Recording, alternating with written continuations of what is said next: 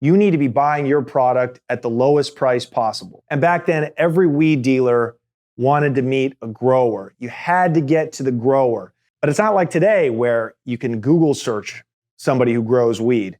You had to have the in.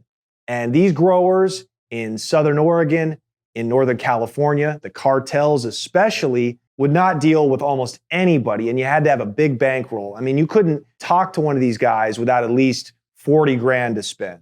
So the wholesalers, those were the ones who were buying product directly from the source. And there were a few guys in Eugene at the time, maybe 3 or 4 guys, who were driving down to the forests of Southern Oregon and Northern California. They would go down there every week, and they would pick up 20, 30, sometimes 50 pounds at a time.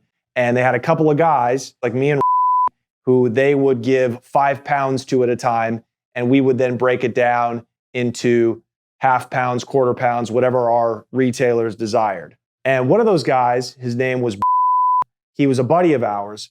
He actually got pinched bringing back weed. He also had a couple of ounces of meth on him, and he got jammed up. The cops pulled him over. They arrested him. He bailed out, but this guy was getting ready to go do some time. He came to us and asked if we would like to meet his supplier. We had to pay him 5 grand just for the introduction. That's how valuable we knew this was going to be for us. So we pay him 5 grand. We get in his car. We make the 10-hour drive south to this tiny little town called Garberville in Mendocino County. Now that little town's become famous because it is the gateway to Mendocino County. Now once we get to Garberville, we drive, I'm not exaggerating, almost 5 hours into the mountains. And it looks like Deliverance. These are the sticks. I'm talking about it's big rig trucks and do not trespass signs. There's like bullet holes in the stop signs as you're going through, guard dogs in front of every gate. It is